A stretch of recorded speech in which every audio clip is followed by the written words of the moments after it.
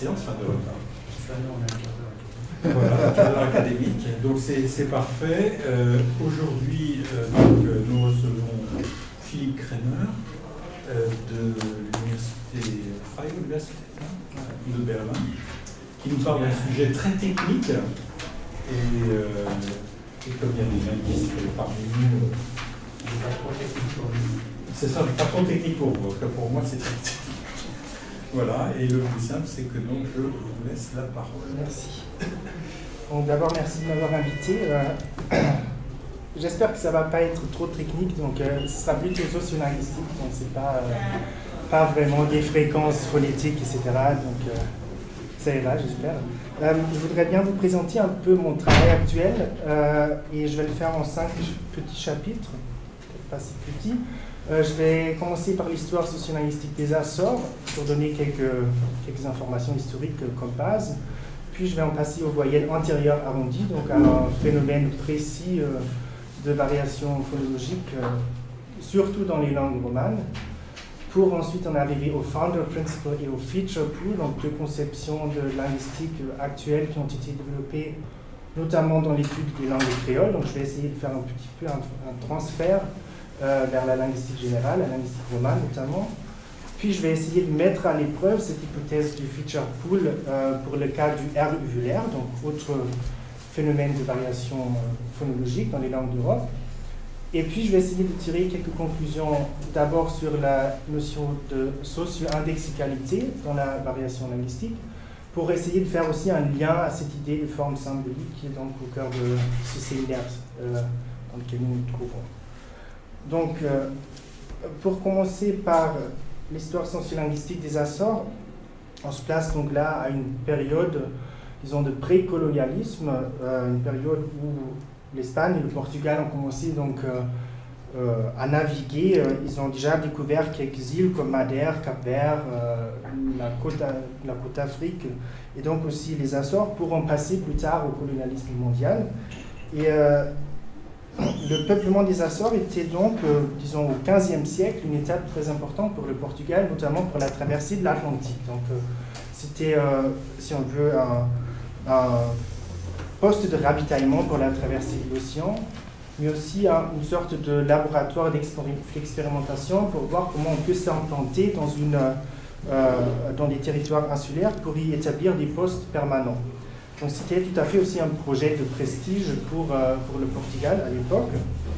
Et on voulait donc peupler aussi rapidement et durablement que possible cet archipel au milieu de l'Atlantique.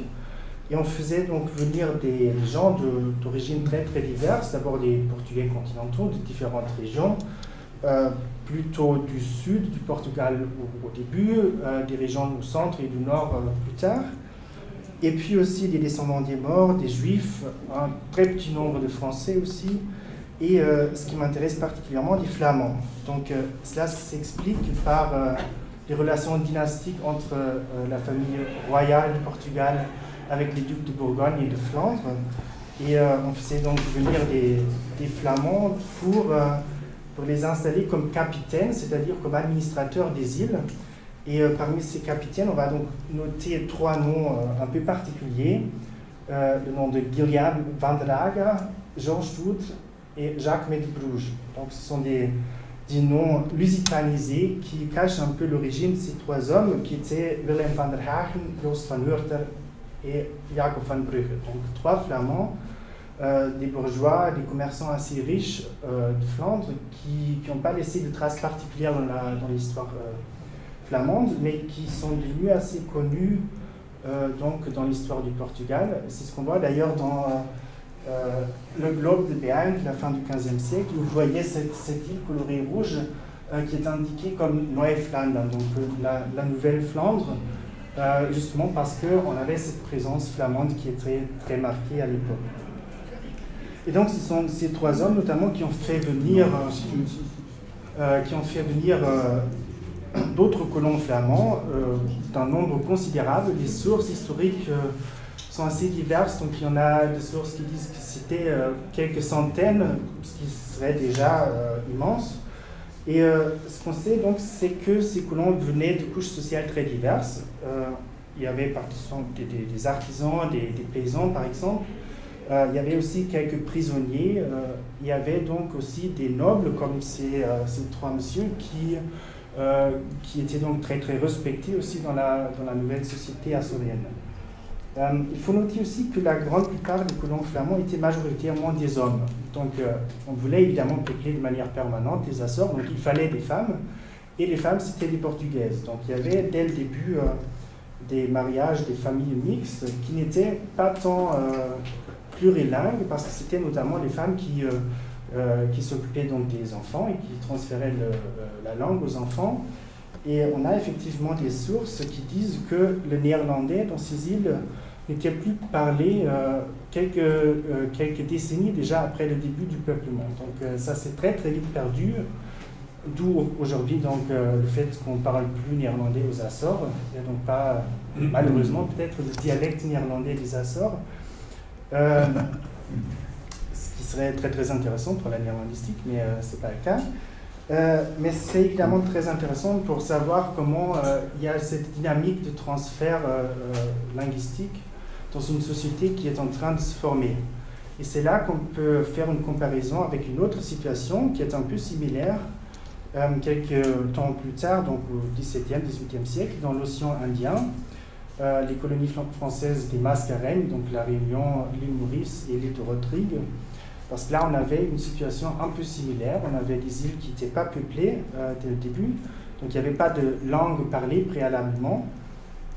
Et donc, il y avait là aussi une forme de prédominance masculine parmi les colons français. Et on faisait donc venir dès le début des esclaves, aussi des esclaves des femmes, donc des femmes de Madagascar notamment. Et là, ce qu'on voit que dès le début, il se développe une sorte d'approximation au français, une sorte de pré-créole qui va donc graduellement se transformer vers les langues créoles actuelles qu'on connaît à La Réunion, à l'île Maurice.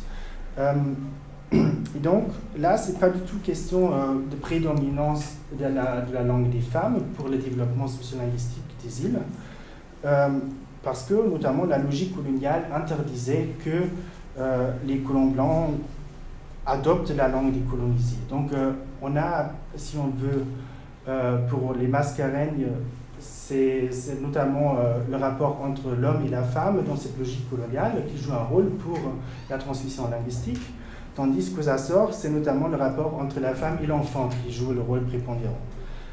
Notamment aussi parce qu'aux Açores, les femmes appartiennent donc à la force politique dominante, donc celle qui gère l'administration des îles. Et donc c'est pour ça qu'on va voir le transfert du portugais aux Açores, tandis que ce serait le français dans le cas des Mascareignes. Donc voilà quelques petites informations sociolinguistiques, je vais y revenir plus tard. D'abord, passons donc aux choses techniques.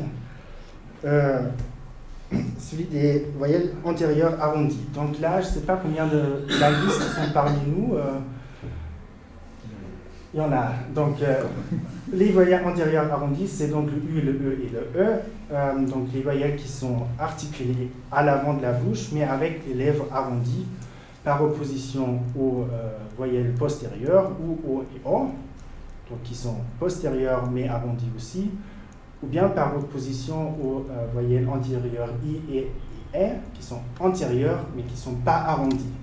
Donc, on a là affaire à un phénomène phonétique, phonologique, qui est un peu extraordinaire, notamment en ce qui concerne l'articulation de ces trois voyelles, mais aussi en ce qui concerne leur statut typologique. Donc, dans l'ensemble des langues du monde, c'est peut-être un peu surprenant parce que nous connaissons très bien ces sons en français, en allemand aussi, par exemple, donc c'est pas tellement exotique pour les locuteurs de français.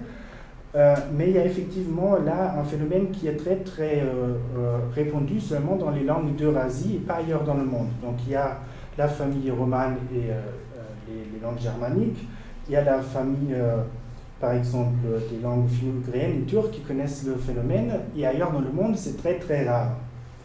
Et ce qui m'intéresse particulièrement, c'est le rôle de ces trois voyelles dans la famille romane. Donc le français connaît très bien ces voyelles, mais effectivement, si on regarde les autres langues romanes, on ne va pas les trouver dans les formes standardisées du langage. Donc le portugais, l'espagnol, le catalan, l'italien, le roumain, dans les formes standards des langues, on ne trouvera pas du U ou de E. Mais c'est donc une impression un peu trompeuse parce que, effectivement, ces voyelles sont très très présentes quand même dans un grand nombre de dialectes des langues romanes. Donc on peut presque faire un petit tour de l'Europe occidentale et méridionale pour voir un peu les cas spécifiques. Donc on a effectivement le français et aussi l'occitan. Et on peut commencer par l'italien. Ce sont notamment donc les dialectes du nord-ouest de l'Italie, en Lombardie, Piémont, aussi en Suisse, donc c'est ça, qui connaissent le U et le E. Et ce n'est pas tellement surprenant, évidemment, parce qu'historiquement, il y a ce continuum linguistique entre l'italien et le français, donc les dialectes gallo-italiens qui ont tout à fait ces mêmes caractéristiques dans leur système phonologique.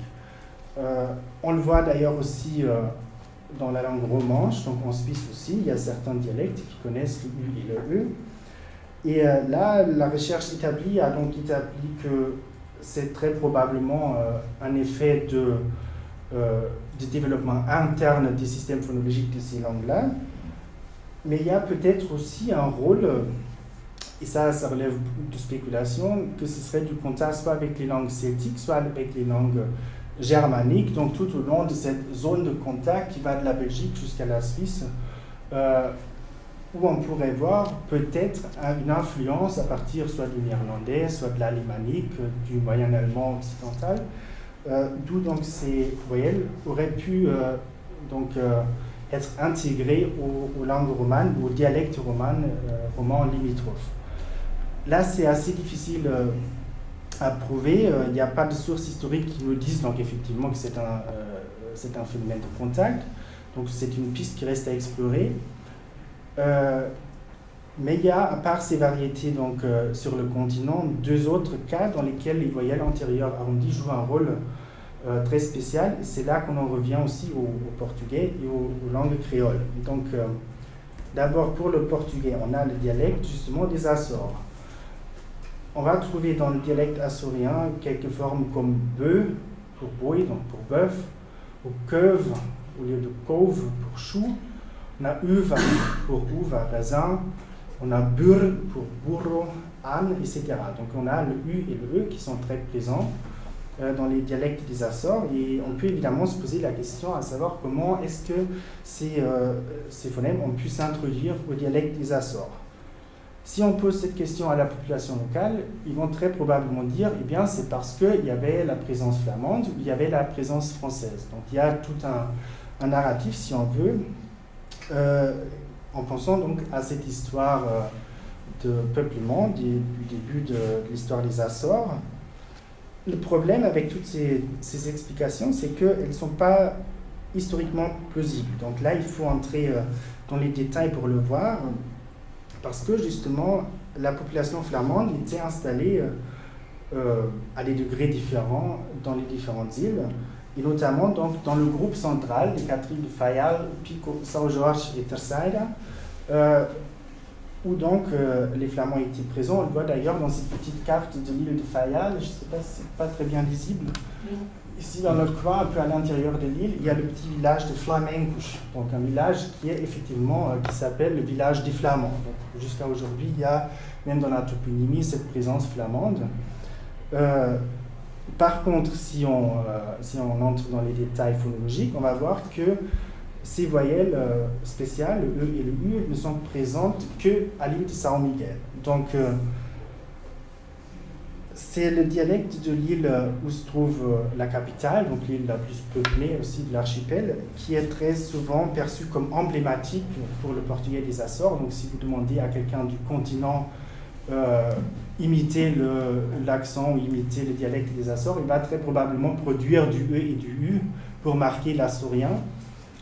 Tandis que là, évidemment, à São Miguel, on n'a jamais eu de population flamande ou de population française. Donc, l'idée que ces voyelles typiques seraient, disons, le résultat d'un contact linguistique direct entre le néerlandais ou le français avec le portugais, cette idée est effectivement exclue.